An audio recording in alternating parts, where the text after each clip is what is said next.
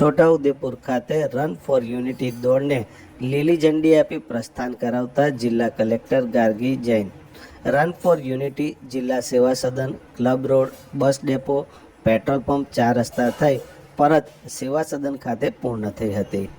ભારત દેશની એકતા અને અખંડિતતાના પ્રેરક એવા લોહ પુરુષ સરદાર વલ્લભભાઈ પટેલની જન્મ જયંતિ 31 ઓક્ટોબરને રાષ્ટ્રીય એકતા દિવસ તરીકે ઉજવવામાં આવે છે, જેના ભાગરૂપે છોટાઉદેપુર જિલ્લા વહીવટીતંત્ર દ્વારા રન ફોર યુનિટીનું આયોજન કરવામાં આવ્યું હતું.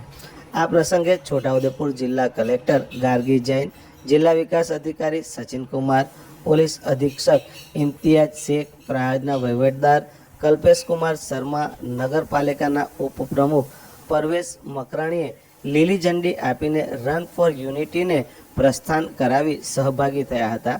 રન ફોર યુનિટીમાં ઉપસ્થિત સૌએ દેશની એકતા, અખંડિતતા અને સુરક્ષા માટે સંકલ્પબદ્ધ રહેવા માટેના શપથ લીધા હતા. છોટાઉદેપુર જિલ્લા કલેક્ટર ગાર્ગી જૈને જણાવ્યું હતું કે સરદાર વલ્લભભાઈ પટેલની 150મી જન્મ જયંતિ નિમિત્તે છોટાઉદેપુર જિલ્લા વહીવટીતંત્ર દ્વારા રન ફોર યુનિટીનું આયોજન કરાયું છે. જિલ્લા સેવા સદન ખાતે વહેલી સવારે યોજાયેલ રન ફોર યુનિટી દોડમાં જિલ્લા વહીવટીતંત્રના અધિકારીઓ, કર્મચારીઓ, પોલીસ જવાનો અને શહેરીજનો આ દોડમાં જોડાયા હતા. આ અંગે જિલ્લા કલેક્ટર ગાર્ગી જૈને પ્રતિક્રિયા આપતા જણાવ્યું હતું કે નમસ્કાર.